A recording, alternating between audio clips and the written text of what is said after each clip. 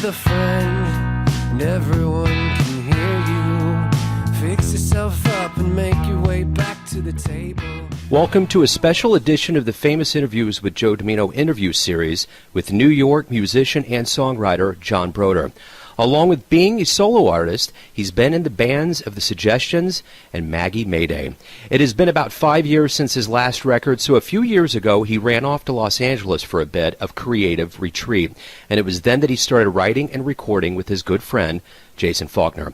He's a brilliant musician known for his time with Jellyfish, Beck, and his own solo work. So Bird Streets is the musical endeavor of these two, and for John, this project is a creative rebirth after years on the music industry margins. This album is set to be released worldwide on August 10th, 2018 by Omnivore Recordings. So get to know John and dig this interview, my friends. Hey, thanks again for taking a minute out. I appreciate it, man. My pleasure. So the one thing before we hop into Bird Streets and, you know, your career and your work with Jason Falkner and kind of everything in between, I did notice a tweet today that said that you're looking forward to playing some Chris Cornell songs, and we're coming up on that 1 year anniversary. So my question to you is this: now that we've had a little time to reflect, how much of an impact did Chris make on you and just the world of rock and roll? You know, probably the best rock singer, just best pure singer of that generation, of the, you know, grunge or whatever generation you want, you know, out of this world. And then you get underneath that, and he's also an amazing songwriter, picturesque lyricist, and there's a lot there. I felt the impact pretty immediately. It's pretty special. I mean, because I was like 16 in 1991, so, you know, when Soundgarden hit with Bad Motorfinger, they were in the nucleus of what I was into at that time. So I hope people are listening to his music for a long time.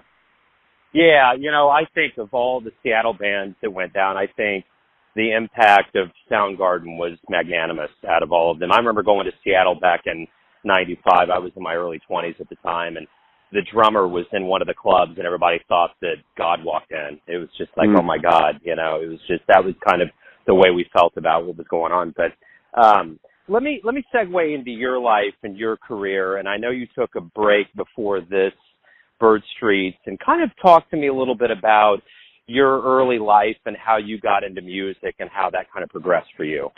Sure. Well, I grew up in upstate New York, you know, in the suburbs. My family wasn't necessarily into music. I think my dad played guitar a little bit in high school, but didn't really stay with it, and my mother was never really musical, so I just sort of found it on my own. I was sick a lot as a kid. That sort of probably forced me to be inside more than I might have if I had not been. And so just sort of made friends with all the records that my parents had around, you know, after the Gold Rush and Crosby, Stills and Nash. And my mom had a lot of Billy Joel records, and there was all the Beatles records. So, you know, just sort of found my way in through all that stuff. And then started playing music, you know, in school as soon as that was an option. I played saxophone for a long time, you know, studied it in school, and as soon as I could get my hands finally, you know, a couple of years later on a guitar and on a drum kit, I, you know, picked those up and sort of taught myself that stuff.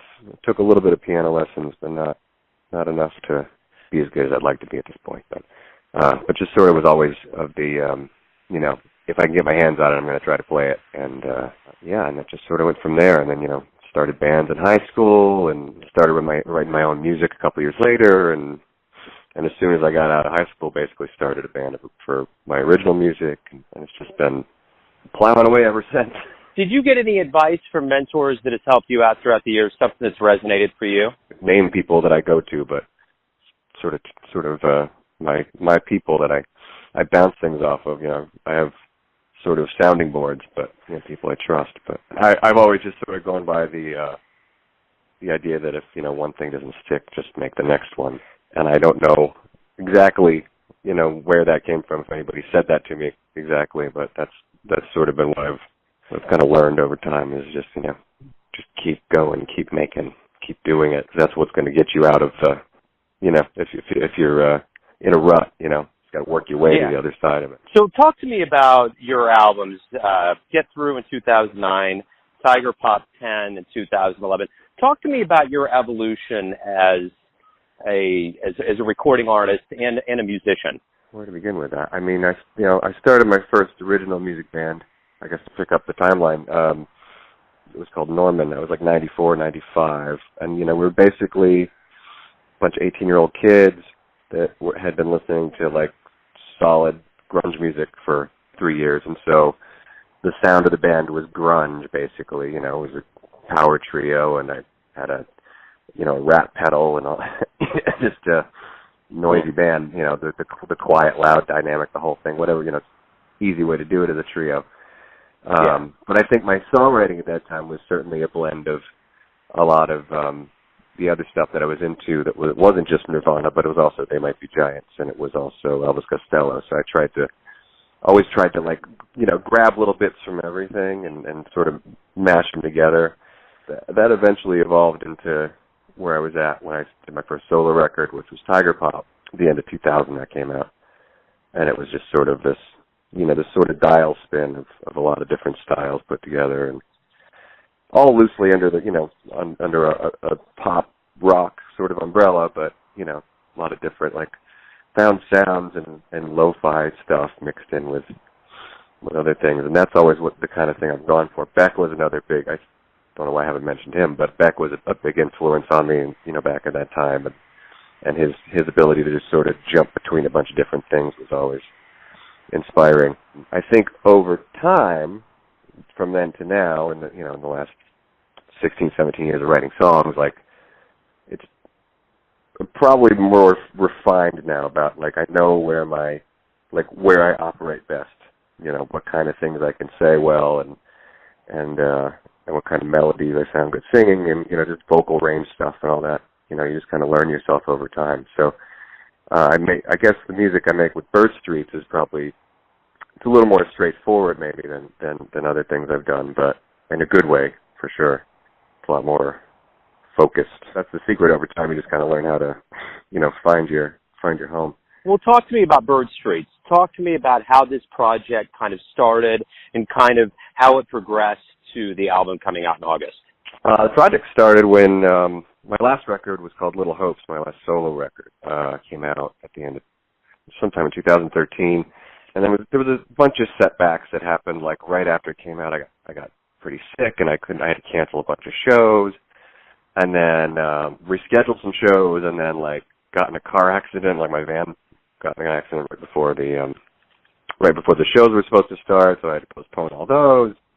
And so all this stuff just stacked up, and I just kind of got a little discouraged, and I just kind of took my mind off of that record, and I went to LA for a little while. And I had known Jason Falkner for a few years at that point, and I was like, hey man, I'm going to be in LA for a while. Let's just do a song. We've known each other for a while. Why don't we play some music? We've never really done that. And we got together at his place on a Friday afternoon in February, and I, he was just like, play me a couple things you're working on, and I played him like a verse and a chorus of a song, and that was the song Direction. It's on the record. I was like, yeah, I don't know how to get out of the chorus, And he was like, well, you just go there and say this. And I was like, great. And we just like started tracking it right away. 7-8 hours later, we had this, like, the song was like done. It was just so fast, and like we were just operating like on the same wavelength. So it took a while to get back into it. He's been really busy. He joined the Beck band full time basically. So, in between his different touring commitments, we got some sessions in here and there, and kind of just worked the same way on all the other songs. Just sort of, I would bring him something that was 3/4 finished, and we would get the other quarter down and just start knocking it out. Didn't like overthink the arrangements, just sort of did them as they came, and it was really invigorating to work that way after doing a bunch of projects where I was the only one in the room. My last album was almost entirely myself, so it was a whole new thing. Well, I think that's the beauty of what I hear in your music and in Jason's music. There's something cerebral about it. There's nothing forced. It feels like there's a free flow that goes to it. Was that refreshing to hook up with a guy like that can kind of feel what you were putting out there and collaborate? Oh, absolutely. I mean, I obviously have been a fan of his music. I've liked Jellyfish since when did they come out? 1990. So, the better part of 30 years I've been a fan of what he does. But that didn't necessarily mean that was going to translate into, a working relationship in a positive way. But like as soon as we sat down, we realized we were speaking the same language, and, obviously have a lot of the same reference points and approaches to, how we play things. So it was like a two-headed beast for a long time. We were moving fast. It was really refreshing. You know, the one thing that I think is sometimes overused in music is just that label of everybody being a genius. And based on what I've heard from you, there seems to be a brilliance that goes into the process. And you've done it for long enough. He's done it for long enough. What do you call that kind of cauldron of mincing together your creative energies to get something done? I mean, you talk about you were going in to play a riff.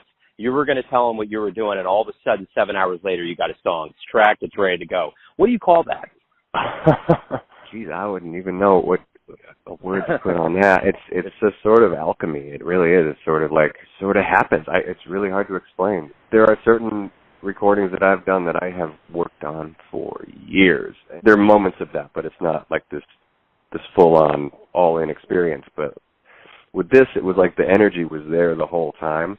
So, yeah, there's a certain amount of magic involved in that's hard to explain. I mean, Jason's incredibly easy to work with, too. He's just like, he just wants to make it better and better. So, you know, I've certainly worked with engineers along the way that are, you know, just trying to get to the end of the session, but it's not that at all. It's fully invested from the drop. Like, he wanted to make a great record, and that's what we did. I think so too. And the one thing about Jason, which I've followed him since Jellyfish and his, you know, solo career, author unknown, all the way up, it seems to me as though in the last, 5-6 years, he's hooked up with Daniel Johnston, R. Stevie Moore. He's hooking up with you.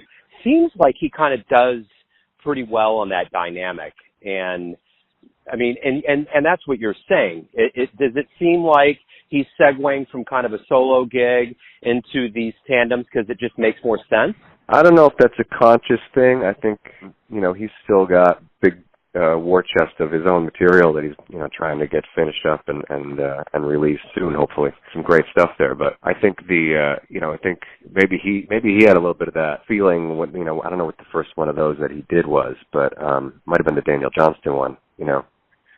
But maybe he got a little bit of that sort of energy and thrives off that too, where, you know, you start working with somebody and you realize it fuels your own creative energy. You know, you're not just expending it. It's not finite, you know what I mean? And he's remarkably easy to work with in that capacity too. He's just got so many ideas that I can see why anybody would want to do it. So I don't know if you've heard the records that he's done with this artist from Belgium, Ben Van Looy. Absolutely worth looking. Because he's done some stuff with other people you didn't know about probably because they've only come out overseas. But Ben Van Looy and Anna Soldat, I think is a Dutch artist. Yeah, there's some really great stuff that's worth looking into. You know, it's the same kind of thing. It's just him and another artist basically in the room making the whole thing. Right. It's a good arrangement, man, if you've got the place to do it. I know the way the music that you make and Jason makes, I know the way it makes me feel. And with the plethora of music that's out there, when somebody sits down, Bird Street is consciously on their mind, they put it on a turntable, they put it on their phone, however they want to listen to it. How do you want them to feel? If they're listening to it on their phone, I want them to feel like they should go out and buy a turntable. No. There you go. I like it. I fundamentally want people to get those same feelings. I mean, because I when I listen to Jason's music or Jellyfish or anything he's done, you know, I know what you're talking about. I know that. Like, it's just there's something, this sort of joy that you get from listening to really, you know, well-crafted pop music when it's done right. So I guess that's the aim, you know, is to get that sort of, you know, to give people something they want to like walk with it. They don't know that they're doing it necessarily, but they want to walk around and whistle all day or whatever it is, or that they want to listen to again. Mainly, you know, just trying to pack as many hooks in as possible, you know? Yeah. Amen. So the one thing I do want to ask you too, and I know that I talked about this with Jason, and I'm sure this is a hurdle for a modern artist and for a cat like you. You know, it's so hard to find a label that will give you the revenue you want, the exposure, all of those things that you want. And I think in this modern day and era, we have a leg up, I think, with some of this crowd funding. And I noticed there were some things that you were selling. There was one where you'll go to someone's living room and do the album and chicken sounds. I mean, there's all of these hooks and these ways, which is awesome. I love that. But there's all of these ways that you can market it on your own. has the music industry come to a point where it's more in your hands as the artist to kind of have that creative freedom to release it and do things? Is it better, I guess, is my question. I don't have the perspective of somebody who's ever like, I've been DIY, whatever, since, as long as I've been doing it. So, having Omnivore putting this record out is a change.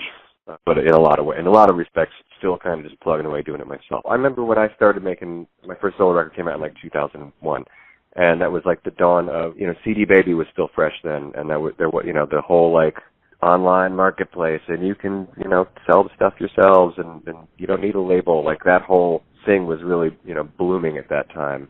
And meanwhile, like, Napster was happening at that time, so it was the music industry was getting eaten alive. So it was all this stuff happening. And then, like the Bandcamp thing has been helpful. Like, so there's been a lot of these things over the years that have helped to make things more direct. And, you don't need an intermediary. It's also kind of getting crowded now.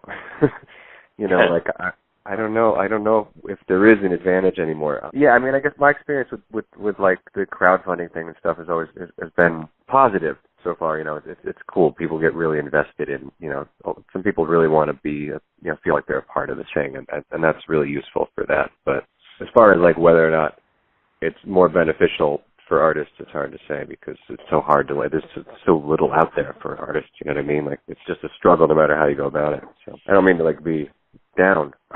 No, I dig it, and that's the on thing. The future. And the one thing is there's a business side to it. There's obviously an artistic side, and I got to say, as a consumer, watching what you do and cats like Jason Falkner, as far as I'm concerned, I think the evolution of music, of modern music, whatever you want to call it, indie, power pop, lo-fi, whatever you want to call it, I find it to be so full of talent and so satisfying. And as somebody that's swimming in that pool, how do you feel about it? I'm not the best at keeping up with what's happening at any given time, but I have been driving a lot more recently. Kind of, my girlfriend's got a car. I didn't have a car for a long time. That was how I used to listen to the radio and keep up with stuff. So I am hearing a little more than I have in a while, and seems like there's good things happening. Like I think like indie music and alternative music and stuff are taking a turn in a good direction. I'm hearing a lot more guitars again, which I think is great. Kind of missed those for a while. There's a lot of laptop bands, and there always will be. But yeah, I don't know. I'm hearing a lot of good stuff. So it's encouraging. It makes you want to make better stuff and keep making stuff when you hear other people making good music. So August 10th is the official release of Bird Streets.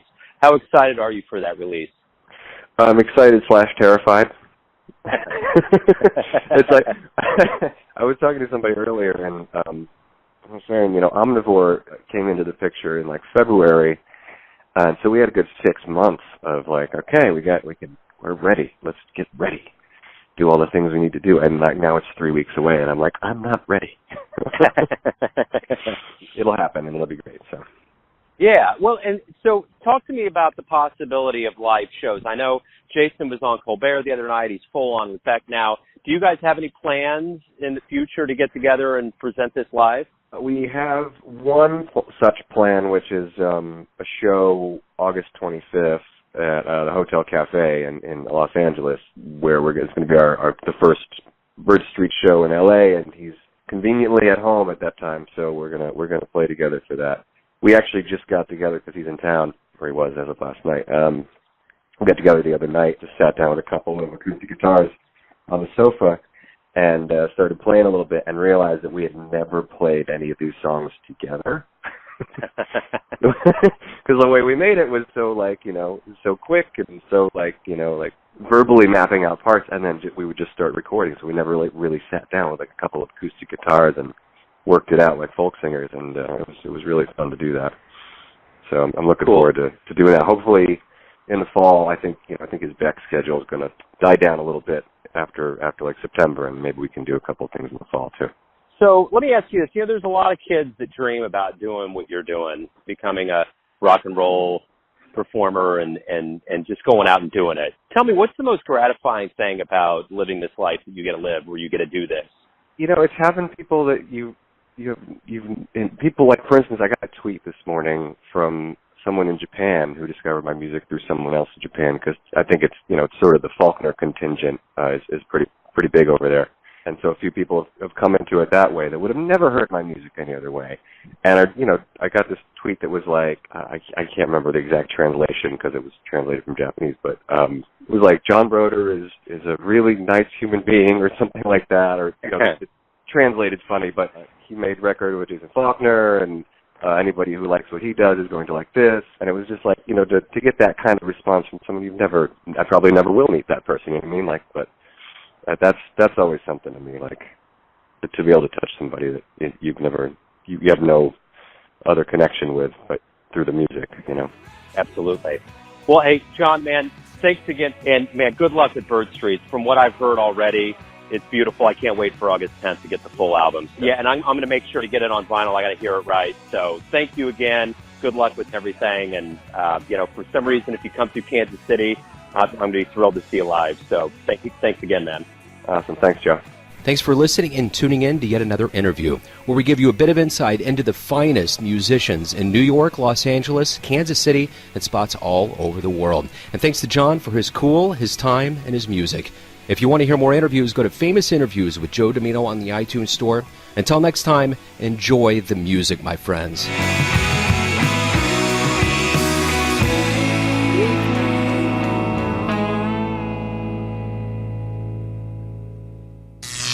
Neon Jazz.